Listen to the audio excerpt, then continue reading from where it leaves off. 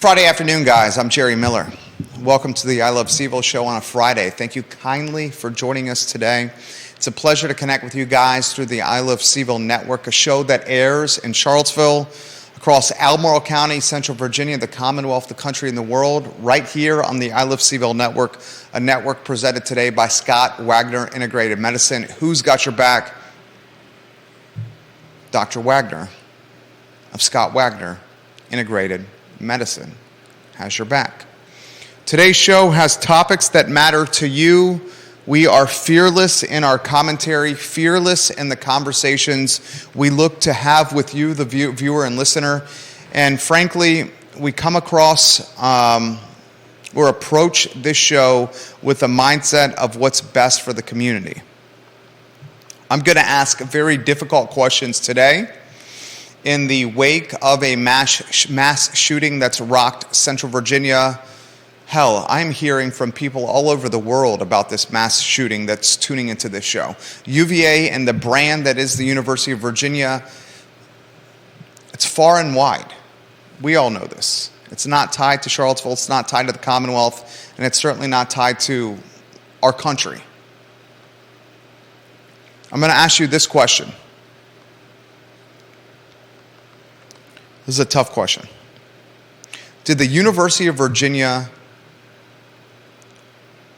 do the city of Charlottesville, Albemarle County, and Central Virginia a disservice by failing to notify the community that a mass shooter, alleged, was on the lam, on the loose, and somewhere within our homes, where our kids sleep, where our husbands and wives sleep, where our grandparents visit? The University of Virginia did right with its alert system. Alert system is the key, by notifying students through social media, text message, email, a number of different ways that a mass shooter was amongst them. However, the university did not alert locals, Charlottesvillians, Albemarle Countyans, Central Virginians, that a mass shooter was amongst them. That topic on today's show. I will also highlight the fact that UVA has reached out to Virginia's Attorney General as a potential outside third-party special counsel to audit the university on its handling of this mass shooting. We're not going to spend the entire show on this topic. We're also going to talk real estate. Yesterday, I highlighted, and Judah, you can put them on screen. Judah Wickhauer is our esteemed director. Why don't we put the Shamrock Road photos we have? Tim Carson, Real Estate 3's number 2 in charge. Huge fan of Tim Carson. Tim Carson, Real Estate 3, is marketing a property currently that is on Shamrock Road, on the Cherry Avenue side of Shamrock Road, not the Scott Stadium side of Shamrock Road. This property has an asking price of $1,450,000. The homes need TLC, and that's putting it lightly. To say they need rehabilitation is putting it lightly. These homes are, in a lot of ways, some disarray. However, the homes fall in an upzoning area of the city of Charlottesville where a potential speculator, a potential investor, a potential purchaser of this property can pay asking $1,450,000 and envision, create, establish, build, develop 22 to 44 units on 1.03 acres. Upzoning, it's called. Future land use map, it's called. A small, vocal, organized minority is utilizing a platform like Twitter, and more on Twitter on today's show, to influence, encourage, massage, persuade, tell City Council to change the zoning code in a 10.2 square mile city. Currently, 53% of the city of Charlottesville is zoned R1, which is synonymous with single-family detached homes. I'm going to ask you this question with the help of the I Love CVille Network's version of Deep Throat. A financier, a self-proclaimed refugee from New York City, Cobble Hill, Brooklyn to be exact. This financier, the I Love CVille Network's version of Deep Throat, sent me a video that he put together comparing Charlottesville City and the upzoning on the horizon to what has happened to East Austin, Texas. East Austin, Texas is a place, his words, that has tried to build its way to affordability. His words, East Austin, Texas, is an illustration of one potential future for parts of Charlottesville, depending on how upzoning materializes.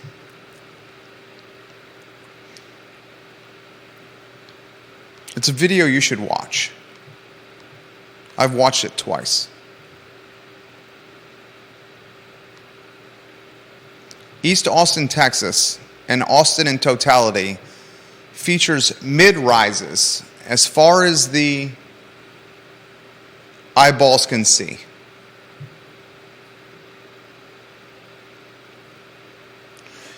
This type of real estate is, according to Anonymous, attractive to affluent young professionals from outside the community. These affluent young professionals come to Austin for the amenities, according to Anonymous, and they end up driving the price and cost of living for much of the locals in the community. Charlottesville City is becoming a playground, my words, a bastion, my words, of white wealthy people. Albemarle County, frankly, is as well. The folks that end up servicing this playground, this homogeneous, affluent community, often are commuting 20, 30, 45, 1 hour away from the epicenter of affluence. This dynamic creates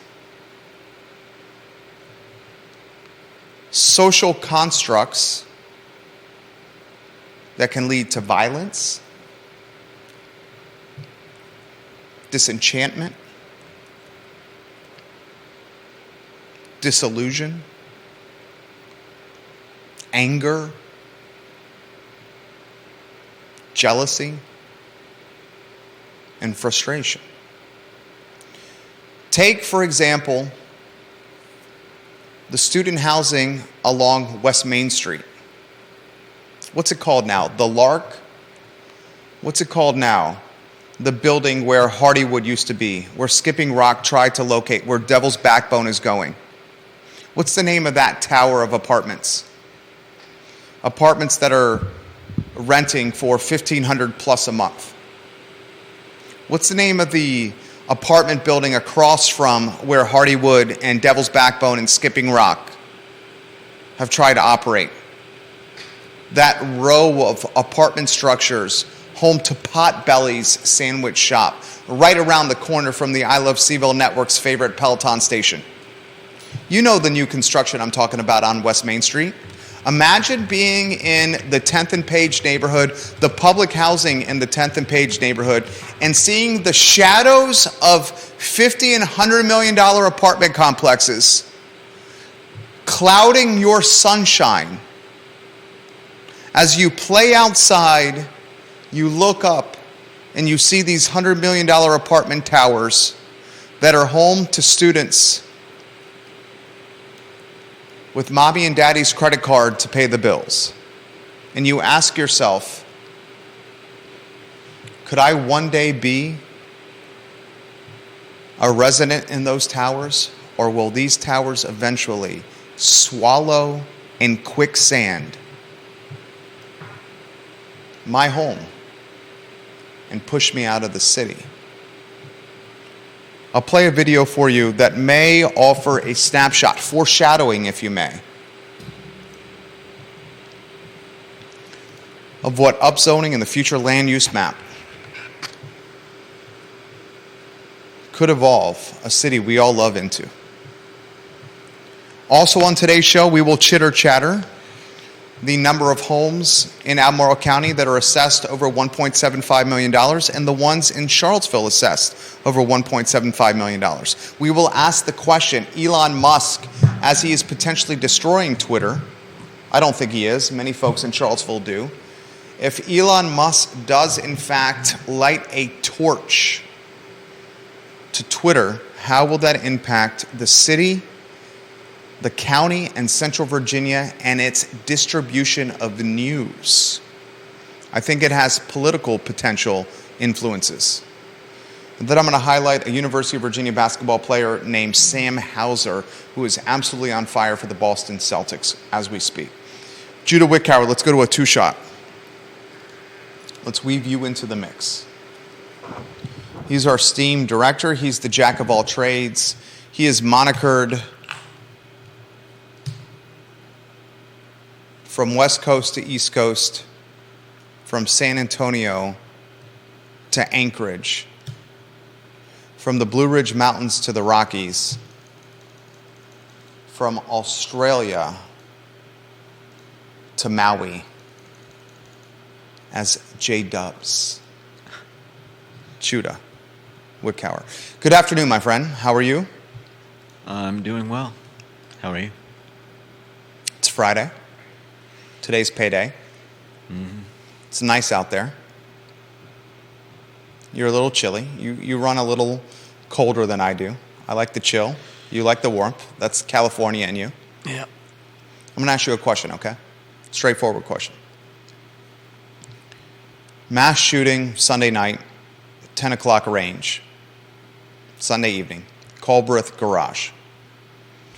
University of Virginia does a hell of a job. H-E double hockey sticks U-V-A, hell of a job, alerting students through Twitter, through social media, through text message, through email, about a mass shooter on the loose. He was not apprehended until roughly 13 hours later. Scary proposition. Man with a gun, murdered 3 people, shot 2 others. One of the men he murdered was sleeping. This is cold-blooded killer, right? The University of Virginia did not alert locals, Charlottesvillians, Albemarle Countyans. Mm-hmm. University of Virginia is actually Albemarle County. Grounds is Albemarle County. They did not alert locals. In fact, local police offer no guidance, according to Charlottesville Tomorrow, the nonprofit news website. Giles Morris, I'm giving you props. I'm looking at you, Giles Morris. Giles Morris, I'm giving you props. Charlottesville Tomorrow, authors of this story, you have to read it on charlottesvilletomorrow.org. Jesse Higgins and Tamika Jean Charles, or Tamika Jean Charles. You guys did a bona fide bang-up job on this article. I'm going to read 3 or 4 paragraphs from the story and get your take. Here is the first paragraph. Local police offered no guidance to Charlottesville residents until 8:30 a.m. when a Charlottesville Police Department captain took a phone call from a reporter. Acting Captain Tony Newberry told Charlottesville Tomorrow that people should be aware that the police are still out there looking. If you don't have to, don't be out as much as you can, especially for the general area around the university. Stay away, stay where you are, and stay vigilant. The warning ended at 10:30 a.m. when police determined Jones was no longer in the Charlottesville area. A half hour later, he was captured in Henrico County outside Richmond. Straightforward question. did the University of Virginia do a disservice to Charlottesville City residents and Albemarle County residents and Central Virginia residents by failing to notify them that a serial killer was on the loose within the community? It's a good question, but is it their job to? I mean, I'm sure that the police and probably multiple police offices knew about what was going on and easily could have made that call. Do we think it was UVA's call to make, as opposed to the police that were actively searching for him? UVA police, Tim Longo's department, was leading the charge. Now the Virginia State Police leading the charge. Initially, Tim Longo and the University Police Department was leading the charge in the capture of a mass murderer. All right, not a serial killer. I'll take that back. Thank you, Scott Aaronworth. A man who committed mass murder.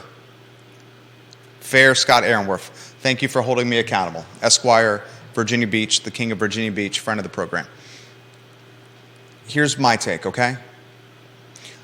Look, it's easy to play Monday morning quarterback and offer woulda, coulda, shouldas with the benefit of hindsight. Yeah. I think the University of Virginia is going to learn a lot about itself after this investigation. And this investigation now apparently may involve the Attorney General of Virginia. According to the Cavalier Daily... You said it's an audit, though. It sounds like they called for it themselves. University of Virginia has reached out, personally, UVA did, to the Attorney General of Virginia as a potential outside special counsel to conduct an independent review into the university's response to Sunday's events and their previous assessment of the suspect prior to the tragedy. So they're realizing... They may be front-running people asking the same questions. What's that? They may be front-running people asking the same questions. What's that mean? They may be getting in front of people asking the questions that you're asking. Questions we've been asking the entire week. They may just want to look. People are going to ask, do we do this the right way? I've been asking the entire week, have they been doing this the right way? Why don't we get in front of this and get someone in here to do an independent audit? I've been asking the entire week, has UVA been doing this the right way? The dude was popped and convicted for a concealed weapons violation. I think that has less to do with their response to what happened Sunday night. Fair. But that concealed weapons conviction from 2021 should have put him more on the radar. They clearly did not have the protocols in place to determine that students, him specifically, got popped, convicted of a gun charge. They did not know.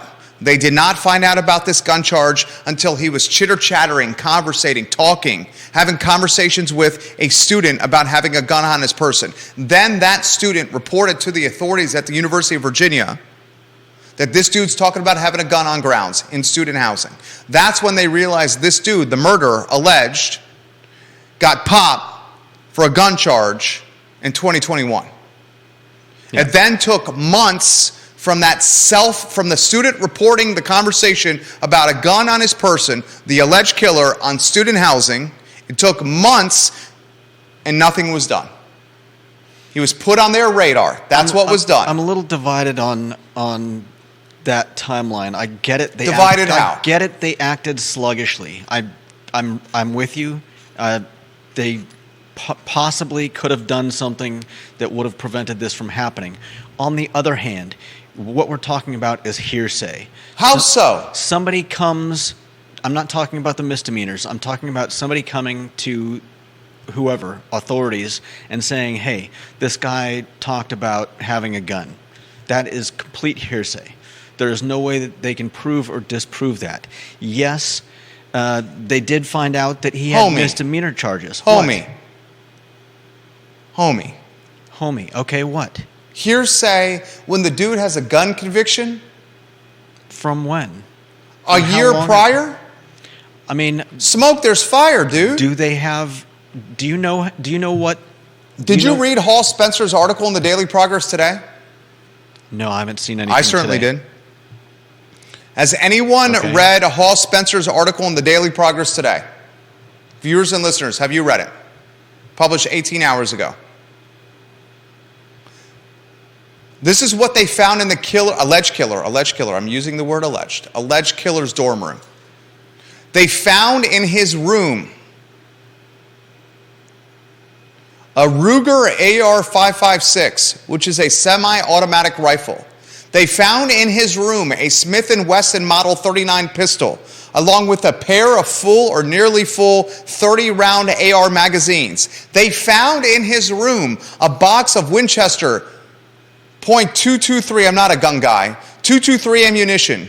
They found in his room a pair of Glock 9mm magazines. They found in his room a binary trigger, which, unlike the better known and federally outlawed bump stock, is a federally legal device to increase the firing speed of semi-automatic rifles. Lloyd Snook was quoted, friend of the program, right down the hall. I just saw him walk by. He had a fresh haircut, looking quite dapper, Lloyd Snook. Lloyd Snook was quoted in this Hall Spencer article as saying, "Wow," quote, "that's an alarming collection. I'd certainly be concerned if somebody on my kid's dorm had all those weapons." Dude had a freaking arsenal in his dorm room. Yeah. So last year we have a gun conviction. In September of this year, this dude, the alleged murderer, is telling another student that he has a gun on his person. The alleged student reports to the University of Virginia officials that this dude, the alleged murderer, is talking about having a gun on his person. 2 months later, nothing truly had been done. Do you know the timeline between when the student told them about him saying that he had a gun and when they found out about his misdemeanors? They found out about his misdemeanors when the student told the university about him talking about a gun. So that day. The student reported him talking about having a gun to the University of Virginia officials. And the University of Virginia officials then started digging into the student. They found out in September of this year that the alleged murderer had a gun conviction on his record. September. Mm-hmm. Yeah, they were obviously, sluggish and... You use the word sluggish? You do not use the word negligent. You use the word sluggish, and you do not use the word negligent, because there's a big-time difference. I am not knowledgeable enough in their practices, in what they are and are not allowed to do, to level a charge of negligence against them, though it does seem applicable. So you're saying negligent. What are you saying here? I'm very to the point. What are you saying here? Are you saying negligent? I'm saying it definitely looks that way. Definitely looks that way.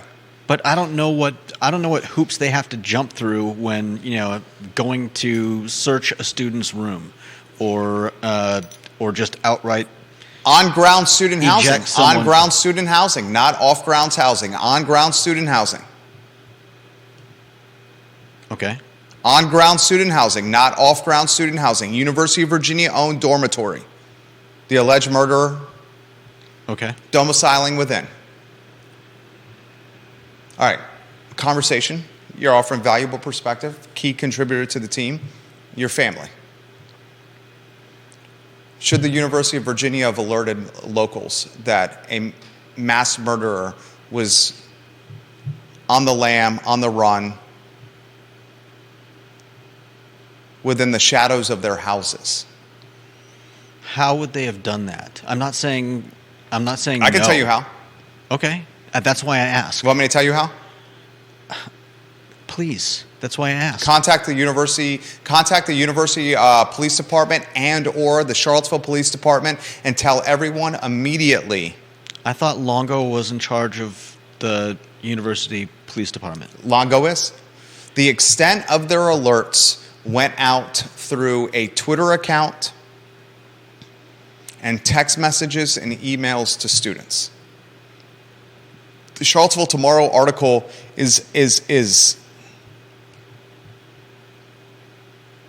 a potentially damning indication of how the university has handled this in regards to prioritizing locals on the same plane as students. Okay. The university, from my standpoint, should be a good steward to the community. and a good steward to the community, the university is within our community. The university, in a lot of ways, is the community. It's not the city of Charlottesville, it's the city of UVA. And if the city of UVA is not alerting residents that a mass murderer is in the shadows of their homes, I feel the city of UVA and its flagship employer, the brand of the community, is not doing well by locals. You notify the police, Charlottesville Police Department, the Albemarle County Police Department, and you tell everyone far and wide that this is going down. So mainly you're saying that Longo had poor decision I'm not saying it's Longo. I'm not throwing shade on Longo. Hall Spencer just walked by our studio. I just saw 6'4" Hall Spencer walking by in a sports coat that's about 15 years old. Great. So, but Longo was in charge of the UVA police. But you don't think Longo's job is not public relations. Longo's job is not communications director. Longo's job is not alerting the public to what's going down. The people that are responsible for stuff like this, I hate to say this, are at the top of the totem pole in Jim Ryan and his cabinet in the communications department. I would hope to God that if this ever happens again, and I'm not Catholic, but I'm crossing myself. I'm Southern Baptist. I hope this never happens again. But if this happens again, as a man who grew up in a Southern Baptist church, in a Catholic school, in a Jewish neighborhood, a God-fearing man, I hope to God if this ever happens again, the University of Virginia has the gumption, the courage, and the foresight and the vision and the fortitude to notify the community that there's a mass murderer in its vicinity. In its vicinity. Thank you. My wife, I sleep. I never sleep. I sleep from 3 a.m. to 6:30. 3 a.m., 3:15 a.m. to 7 a.m. Literally, that's my sleeping schedule. I sleep 3, maybe 4 hours a night tops. I was following this constantly on Twitter, where the University of Virginia was doing a hell of a job, a fantastic job, a bang-up job by offering students and a heads up of what was going on the handle UVA_EM, UVA Emergency Management, the Twitter account. I have personally watched how this Twitter account has gone from like 3,200 followers. It's now approaching 10,000 followers. But from my standpoint, the university did the community a disservice. It should have notified more people outside the UVA bubble, the UVA stratosphere, the UVA ecosystem, and told people that, hell, there's a killer on the loose, alleged. Be safe. You disagree? It's okay if you do. Yeah, I think I do disagree. How do you disagree? Okay, I'm sorry. I can't say it's okay if you disagree, then I can't then respond. How do you disagree? Because sorry, go ahead. Were they going to email everybody in Charlottesville? I just told you how they could do it. Via Twitter? No. Get the information immediately to CPD and ACPD and tell CPD and ACPD to utilize its communications departments at the same time that the university is utilizing its communications department, and get the information far and wide. The information was compartmentalized and siloed to students. It was compartmentalized and siloed to students. If it wasn't for me, who's an avid Twitter user, Neil Williamson, you're an avid Twitter user as well. And more on Twitter later on the show. If Twitter crashes and collapses, and a lot of people are predicting Twitter is going to be torched by Elon Musk, this undoubtedly will have political impacts and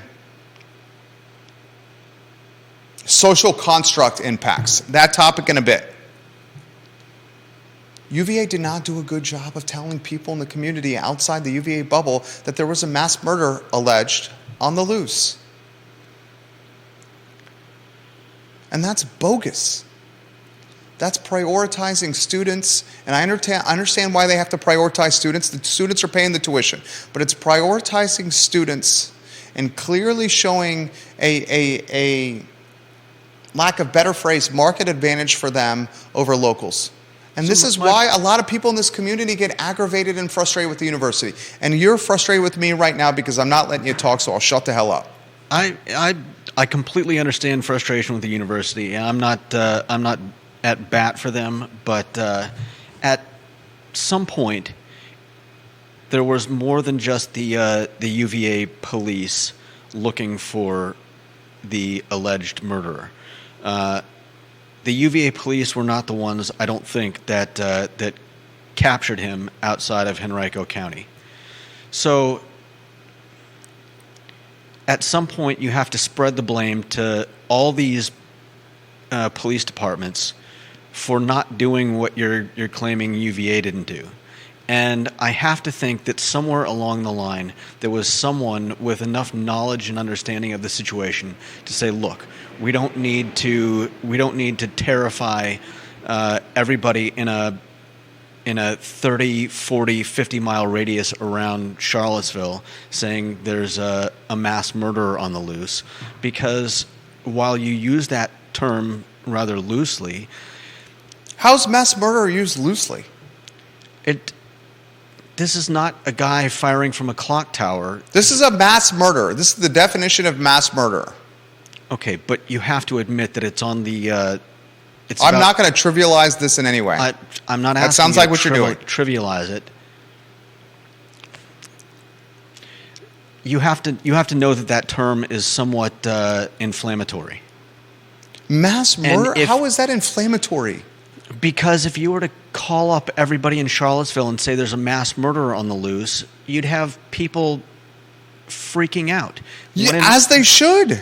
When in reality, the police probably understood at some point that this guy he did what he did and he went on the run. Well, agree to disagree on that, what you just said there. If I lived within the vicinity of this mass murder, I would hope to God I would be notified. My wife and I, our son that's on the near horizon, and my in-laws, more family coming. Someone do a cross for me with all these people staying in my house. It's like the Griswolds happening in Keswick as we speak. Give me the eggnog, dear God. I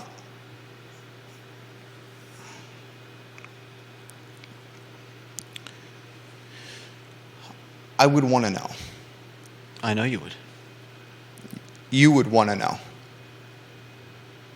I mean, I knew something was going on late Friday night. I mean, late Sunday night. I'm sorry. And you know why that is? Because you're engaged digitally. In part because of what you do, and also because of your age. You are not considering the circumstances of potentially older people and or someone like Lee Elberson, who is actively, what does he practice? What's the phrase he used? I was working algorithm amnesty. He uses that phrase with us. Algorithmical amnesty? I don't know. The Charlottesville Tomorrow article literally is interviewing families in the Venable neighborhoods. The Venable Elementary School parents who spoke to Charlottesville Tomorrow about their first notification that a manhunt was underway. They found out Monday morning. How were they notified? They found out Monday morning through the news or on social media. This is what I think is going to happen, okay? Through the news or social media. So how would they have been contacted otherwise? You could invest in an alert system. You can invest in an email system. The University of Virginia can encourage homeowners or families living within close proximity of grounds to sign up for a text message system, the same alert system that they're utilizing. This is a $14, $15, $16 billion endowment. Yeah, $14, $15, $16 billion endowment here at the University of Virginia. Okay? And oh, that'd be great. That'd be awesome. Thank you so much. Thank you kindly. Thank you.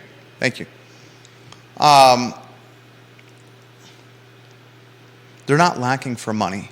And they got a communication system that's able to communicate with 25 to 30,000 people. The University of Virginia students and team members. Hell, it's probably more than that. The University of Virginia has an alert system that legitimately can communicate at a time of crisis with 25 to 30,000 people. It's got an endowment of $14 or $16 billion. I think it's $14 billion. What I would do if I'm the University of Virginia after this mass murder is I would create a communication system that encourages locals within a certain proximity of the university to sign up for text alerts and email alerts where they can be contacted in real time if the proverbial you-know-what hits the fan. Yeah, those are great ideas, but suggesting that they should have thought of that beforehand and... I mean, they're hiring, they've reached out. Hiring is the wrong term. They've reached out to the Attorney General of Virginia to help them, if he agrees, audit their methodologies and processes throughout this entire fiasco. Yeah. And I think anyone who's followed this story, undoubtedly realizes that the University of Virginia has legal exposure and would likely, I mean, hell, the linebacker from Florida who passed away, his family spokesman is an attorney who represented the Parkland school shooting victims. The spokesman for the linebacker who was killed on a bus, his family spokesman is a lawyer that legitimately represented the victims of the Parkland school shooting. If people don't realize the writing on the wall for a lawsuit, they're not in touch with reality. A lawsuit's coming, and it's coming fast and furious. Okay. And you and I both know there's some legal exposure here. I do not. You do not think the university has legal exposure here? That's not what I said. Okay. Straightforward question. Does the University of Virginia have legal exposure here due to B. Wickhauer? I have no knowledge of the law that would come into play. You act like I should know this definitively. I think our best bet would be to ask... Scott Airworth has already said they're going to be sued. Okay. He put on the feed yesterday. I hate to say this, but the university is going to be sued. And he would know, but that still doesn't mean that I have any knowledge of how that would work out or whether or not those kinds of lawsuits would hold any water. Asking me if they have, if they've opened themselves to lawsuits, how would I know? We can speculate. Because you're a common sense person. You're a man of common sense. A man got popped with a conviction for a gun last year. A man told someone on grounds in September of this year that he had a gun. That person reported it to the University of Virginia. Months have gone by and nothing of actualization has happened. A professor invited a non-student in a class on a field trip. He was a student in her class. Not in the class that went on the field trip. I know. A completely different class. Right. The man ended up having an arsenal of weapons in his dormitory, which I just highlighted, which Hall Spencer reported today. Please, you have to understand that this is the basis of a lawsuit, and it's a slam dunk. Okay.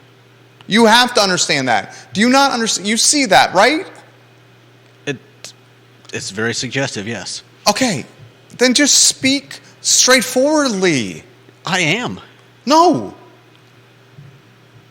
Me talking about law on this show does no one any good, Jerry. I know you don't like that, but a lot of what you say is hyperbole. No, it's not. And emotion. Okay, then you often say on this program, you're usually right. You said that to me the other day. What? That you're usually right. Does anybody watching this program not think that a lawsuit is coming? Do you think, if you were a betting man, would you bet a lawsuit is coming? Oh, I know there are lawsuits coming. Okay, then say that. That's what we're talking about here. It's so frustrating. That's not what you asked me, though. What did I ask you? You tell me. You're the one with the iron trap memory. Philip Dow, common sense. This has the attributes for a lawsuit. King of Scottsville. No one's trying to throw shade on you. We're just... Let's use common sense.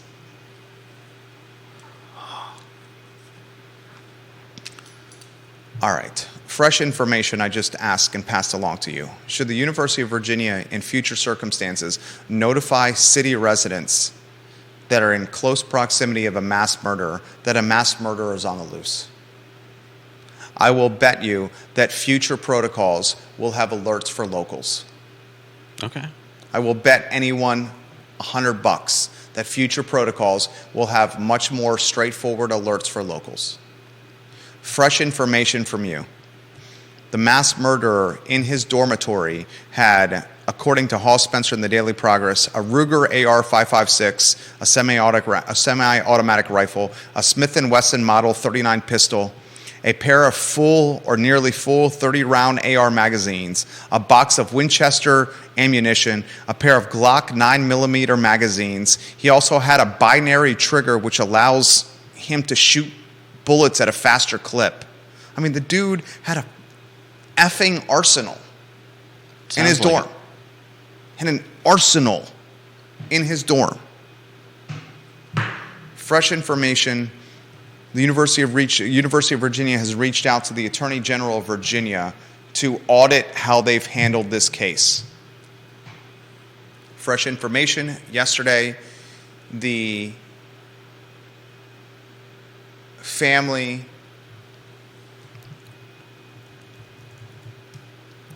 of Deshaun Perry, the linebacker who was killed on the bus, killed while sleeping. Their family spokesman is the attorney that represented the Parkland school shooting victims. Scott Aaronworth, I have the same question. How did nobody in the dorms not see this arsenal of guns and ammunition? I have the same question, Scott Aaronworth. Same question. All right. This is real conversation. This is conversation that is tough to swallow, in particular because we love the university, dear old UVA, so dearly. I've sung the damn good old song more times than I can count. I've been to more home football games than I can count. I've been to more away football games than I can count, more basketball games than I can count. The national championship for the University of Virginia men's basketball team was one of the most proud and emotional and exciting times of my life. One of my favorite moments ever was that UVA men's basketball team. I have vivid memories of watching the Final Four at Peloton Station with my homies, screaming and cheering loudly. I love this school. I went to the school. My brother went to the school. My dad went to the school. I would love if my sons went to this school. I love it. But how it's managed and handled this situation has left a lot to be desired. And I'll leave it at that. I agree. I want to go to real estate. I'm not going to have the entire show being spent on this, just like we didn't yesterday. We did a good job covering this story on Monday, Tuesday, and Wednesday. Yesterday, we covered it well with half the show. Today, we've covered it well with a sizable portion of the show. I have other topics I need to get to you, the viewing and listening public. Yesterday, we talked about Charlottesville City. There are 50 homes in a 10.2 square mile city that we call Charlottesville that are assessed at $1.75 million or more. 50 at $1.75 million or more. This, according to Deep Throat, the I Love CVille versions, I Love CVille Network's intelligent and talented source. There are 750 homes. Kevin Yancey's reaching out to you. Don't read that stuff. Scott.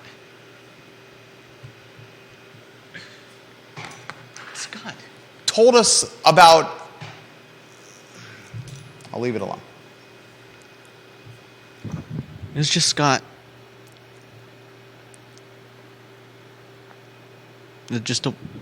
Everything I've reported and talked about on this show has been based from media outlets and not secondhand social media scuttlebutt. Okay.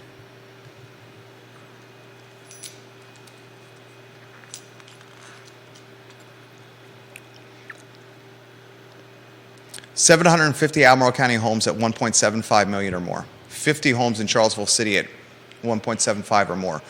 Deep Throat offering that intelligence. Yesterday, I talked about the 2 homes on Shamrock Road. Can you put those photos on screen, please, sir? There's 2 homes on Shamrock Road on the Cherry Avenue side of Shamrock Road. Cherry Avenue side of Shamrock Road. This is not the Scott Stadium side of Shamrock Road. I lived on Shamrock Road as a University of Virginia student. You wanted to live on the Scott Stadium side, Jefferson Park Avenue. You wanted to live on the Scott Stadium side of Jefferson Park Avenue. You did not want to live on the Cherry Avenue side of Jefferson Park Avenue. If you were a student at the University of Virginia, I lived on Shamrock Road. There's 2 homes on Shamrock Road that Tim Carson Real Estate 3 has the listing. These 2 homes have an assessed value of like 500 and some K. What was the number, Bill McKenzie, that you looked up on the GIS and share with us?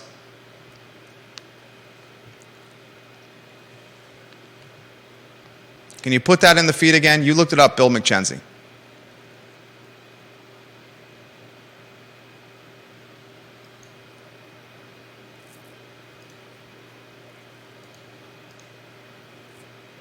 There's an asking price of $1,450,000. These homes are on over an acre of land. They are built in 1935. The sole reason they have an asking price of $1,450,000 is the fact that they have upzoning potential. And you could potentially, as Tim Carson has identified in his listing with city approval, put 22 to 44 units on there. If this upzoning potential of 22 to 44 units did not exist, you could not sell these homes for anywhere near $1 million, let alone the asking price of basically $1.5 million. They need TLC, and I would say, Judah, that is putting it lightly. The I Love CVille Network's version of Deep Throat put together a 13-minute video, and this 13-minute video is thought-provoking.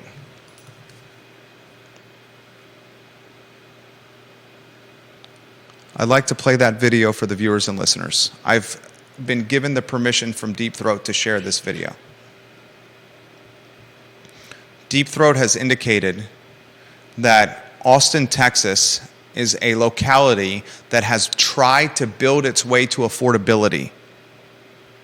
He made this video of an East Austin neighborhood, and Deep Throat indicates it's a good potential illustration of one potential future for parts of Charlottesville, depending on how upzoning goes.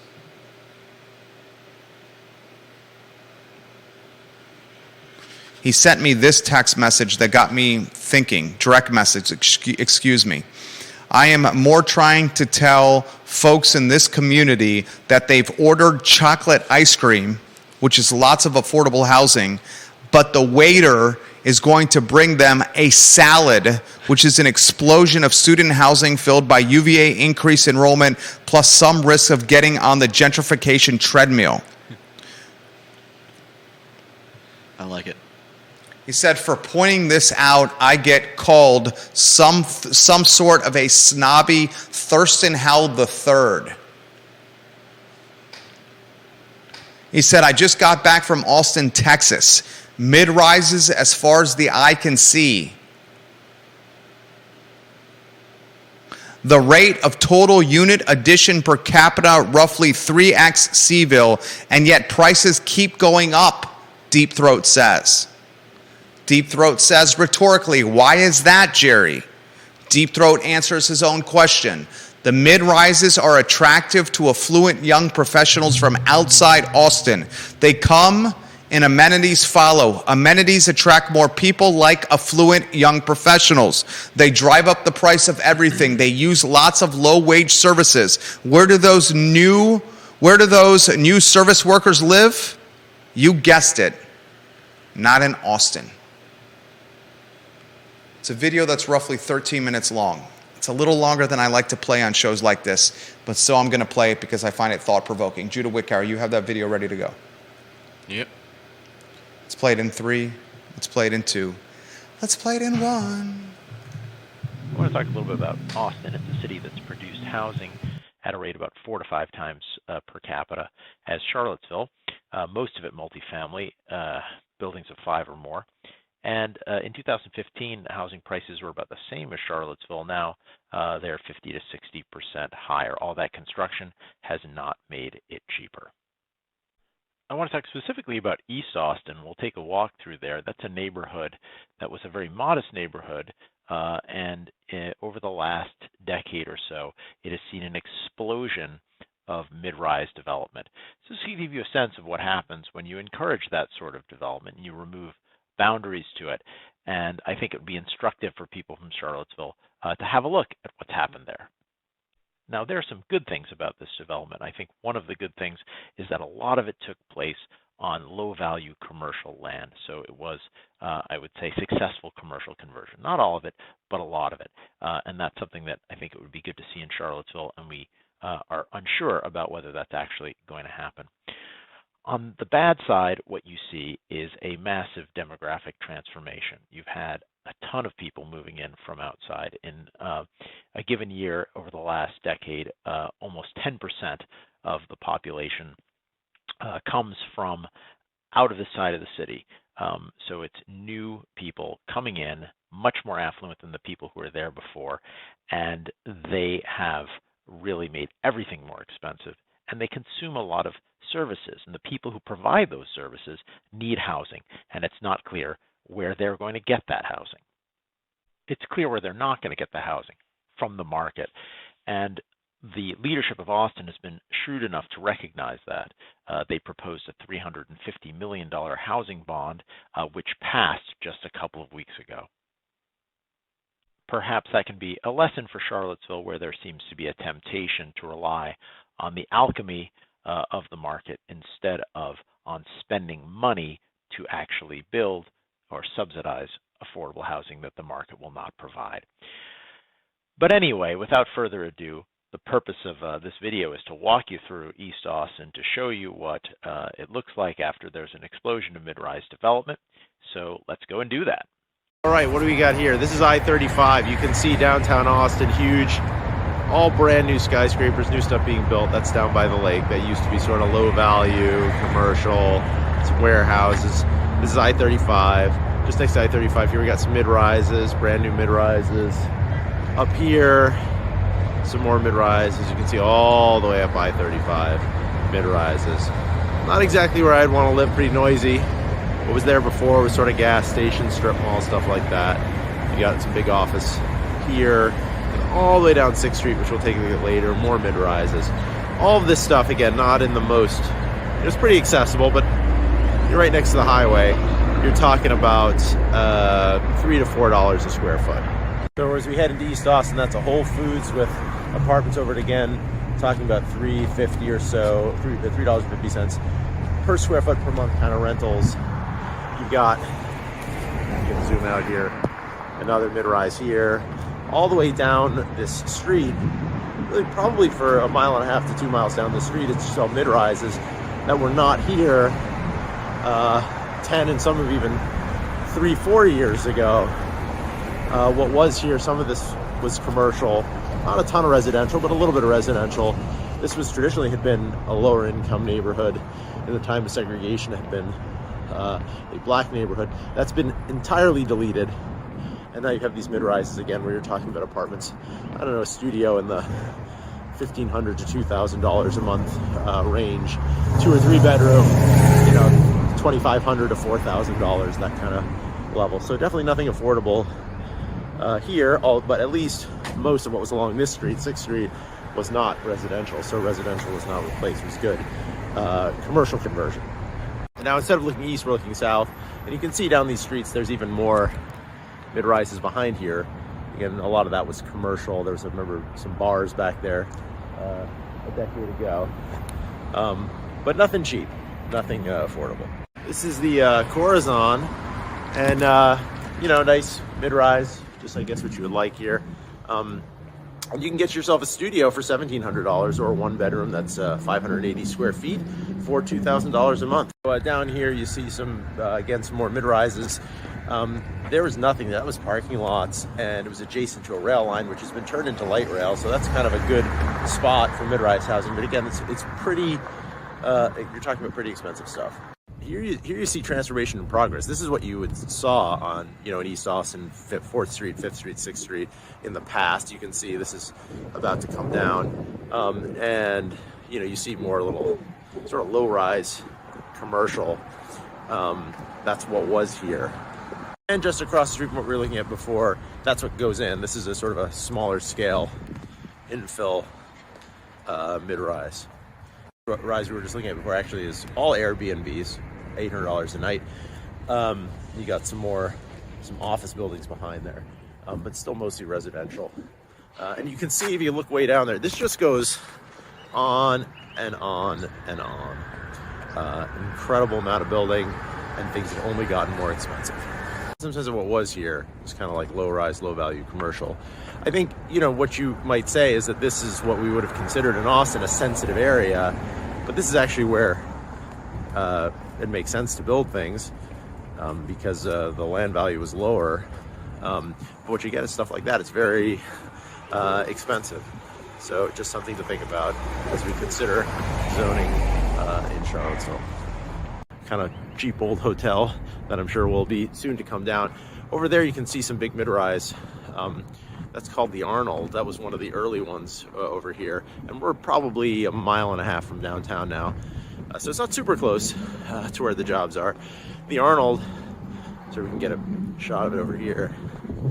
Your kind of typical 5-story mid-rise. Studio there is almost $3,000 a month. I think the rents here are about $5 to $6 per square foot per month. Why this one's more expensive, I don't know, but it is what it is, and definitely not affordable. Another mid-rise which they've turned into sort of short stay, up to 3-month kind of stay, furnished apartments. You don't even want to know what that costs. And we've got another mid-rise just down from it. This, just like I say, it goes on and on. We are again, now probably about 2 miles from downtown. I'm just going to cheat here and use Google Street View to give you a sense of the transformation that has taken place over time. You can see tremendous amount of building here, and there was just some very modest stuff there only a few years ago. Thank heavens the Grackle is still here. This is where the Eastside Kings food truck used to be, one of my favorites. Has not yet been turned into mid-rise housing. Perhaps some wealthy person has bought it and is preserving it as an act of philanthropy. You can see, this is looking back towards downtown. We're pretty far from downtown, and it just goes on and on all the way down here, and it goes on like this, 2 blocks that way and a block that way, 2 blocks to the south and a block to the north. So this is basically a block off here. We've got this condo complex that is right along the light rail. In spite of the fact of being right along the light rail, there's parking underneath. There's plenty of parking off street, and this is more modest maybe than some of the things we saw on the other street, but still we're talking $700 to $900 a square foot for sale price. So again, not particularly affordable. And again, when we ask the question of the people who live here are fairly prodigious consumers of low-wage services. So where do the people who provide those services live now? And are they in need of affordable housing, and are they getting it? This is some of the housing that, type of housing that was here, such as it is. Again, a lot of what was here was commercial, but the housing was fairly modest, and I suspect the people who are living in this building are not customers of the building over here. It's definitely a palpable process of gentrification that's gone on here. Think about this place, Eastside Station, Austin, studios, 1,500 to 2,500, large apartments, 3,000, all the way up to 8,000. And again, you're right on the light rail, but look what's behind there. We can zoom in. Huge amount of this given over to parking. And, more and more over here, all the way back to downtown. I think, the important thing to note is this is all really expensive, but you look at any one of these buildings, they all have apartments available. So I think that raises an interesting point, compared to Charlottesville. The difference between market liquidity and depth on the one hand, and whether the market is expensive. Austin is an expensive market, but if you want to find an apartment today, no problem, because the market is liquid. Charlottesville, on the other hand, is not expensive. The costs are a fraction of here, but it's not liquid. There's just not a lot of inventory, not a lot of turnover. And so it just goes to show that these are two different things, liquidity and richness. And we shouldn't confuse one for the other. There goes the light rail. Woo, the light rail. It's actually pretty cool, but it is kind of ironic to seeing it zooming past huge amounts of structured parking. We have what are called the residences at Saltillo. We're getting a little closer to downtown now. You get a 324 square foot studio here for about $1,400 a month. I didn't know that 324 square foot studios existed outside of New York City, but I guess that's progress for you. I gotta say, this is the cheekiest part of this, is where it says all of this that you've been seeing is the Mexican American Heritage Corridor. I'm just thinking that actually wouldn't be out of place in Charlottesville in terms of a completely pointless virtue signaling sign that is totally betrayed by what is actually happening on this corridor. Now we're nearly back at downtown. You see I-35 there. This is sort of like the old style building that would have been here before. Again, this is closed off. It's going to be the next apartment block probably. Across from the Whole Foods with residences above.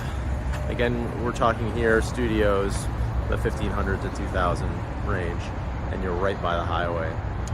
You know, is this a good thing or a bad thing, what's happened here? I don't know if it's a good thing or a bad thing, but what I'm trying to say is this is the sort of thing that can happen if you have a positive demand shock and no real control on what gets built.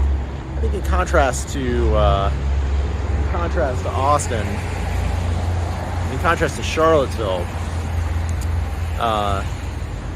a lot of what was displaced here was commercial, wasn't residential, and so that's a win, I think, that sort of conversion. But there was a neighborhood here, and there were people who lived here, and they do not live here anymore.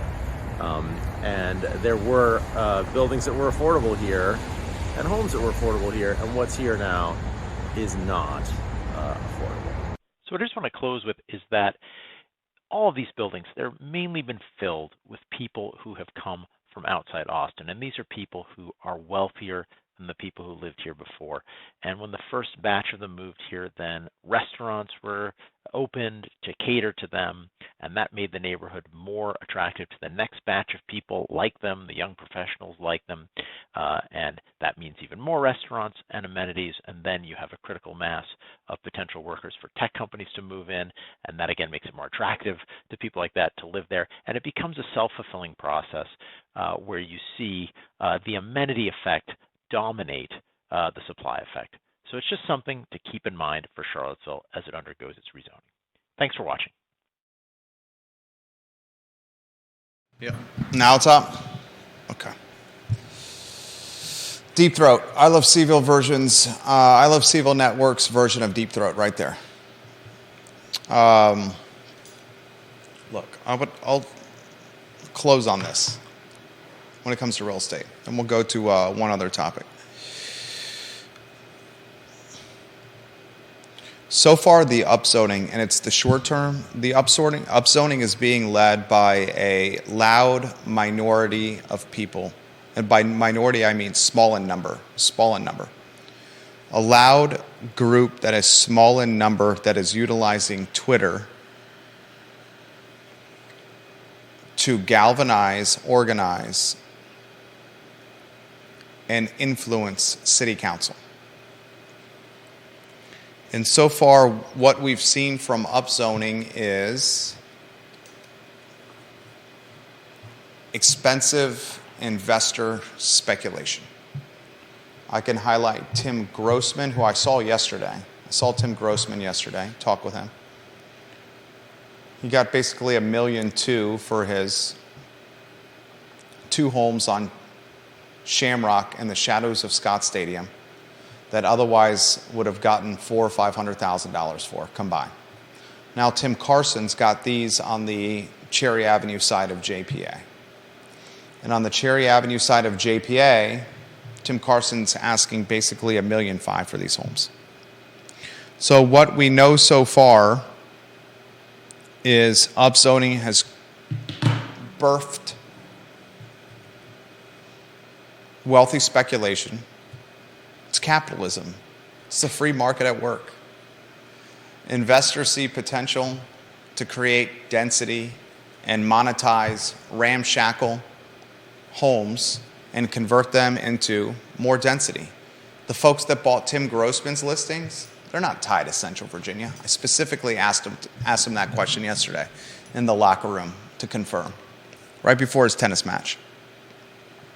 They're not tied to Charlottesville or Central Virginia, the buyers of his property. They got no personal connection to Charlottesville. They're not local. They wanted to make money. That's why they bought them.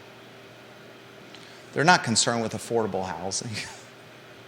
They're not concerned with equity, diversity, and giving a hand up, not a handout, but a hand up to people.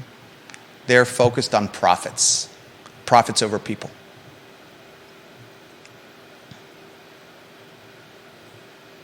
The people who are able to navigate 22 to 44 units, and that's how it's marketed in Tim Carson's listing, they're not going to be concerned with equity, diversity, or affordable housing. They're going to end up buying 2 properties next to a railroad track.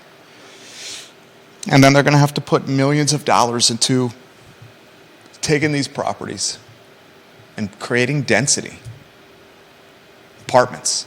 And that's going to cost a boatload of money, millions and millions of dollars, plus time and effort and opportunity cost.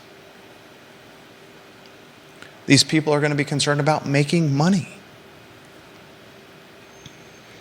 I can't see into the future and I don't have a crystal ball, but what I do utilize is common sense, street smarts, and vision.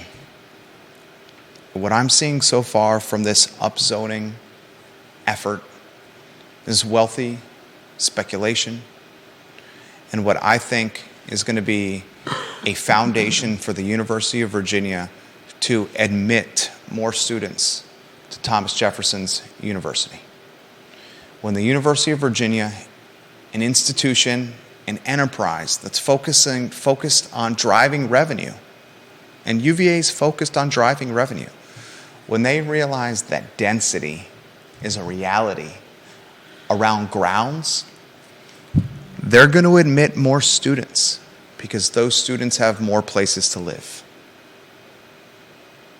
And as the University of Virginia sees density become a reality and admits more students, we're not going to have equity, affordability.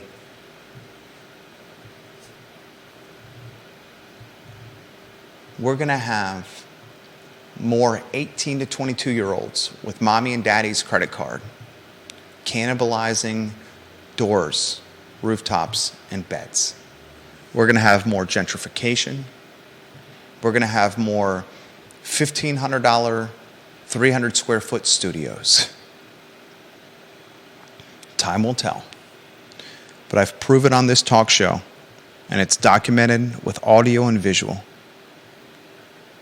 that with some common sense and some street smarts and a head for business, some vision, and some communication skill set, that I'm often way more right than I'm wrong. And just like I'm confident I'm going to be right, that the University of Virginia is going to be sued, I'm confident that this upzoning is going to create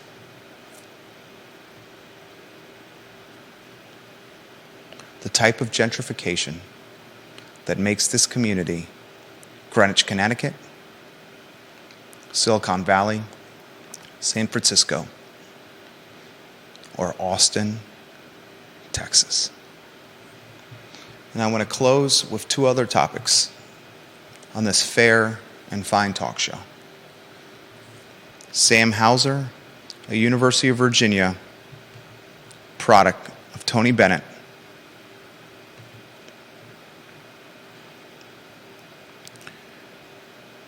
is doing quite well in the National Basketball Association. Are you looking at the frame? Multiple folks are saying to check out the frame, Judah. Sam Hauser from downtown is connecting on nearly 50% of his three-point shots, 48.5%. That's third in the NBA. Third in the NBA for Sam Hauser. Trey Murphy, another University of Virginia product, is 8th currently in the National Basketball Association, connecting with 43.4% of his downtown attempts. Sam Hauser is 3. Trey Murphy is 8. Tony Bennett, his fingertips are all over the NBA. And in conclusion, I like to chatter Twitter. So many folks think Elon Musk is torching a critically important social media platform. In a lot of ways, Twitter is the water cooler of the world. And I'm curious to watch this. Much of socialist Charlottesville and much of upzoning Charlottesville congregates on Twitter. If this platform is in fact torched by Elon Musk, and I don't think it necessarily will be, I think Elon Musk is a businessman who's trying to make money on his investment. And one of the ways he's making money on his investment, an investment that's currently losing $4 million a day, is by frankly vetting and weeding out his staff. His most expensive item in his business model is his payroll. And he's cutting people left and right. And he's doing that to drive profits. And as he's doing that, you're watching a niche of Charlottesville and Central Virginia scramble because they're wondering where they're going to aggregate and congregate and chatter and galvanize. And if Twitter goes away, you may see this smattering of people splintered in their efforts. I'll follow that closely. For Judah Wickower, my name is Jerry Miller, on a glorious day to be above the mud on the I Love CVille Show. Thank you kindly for joining us. Have a good weekend, everybody.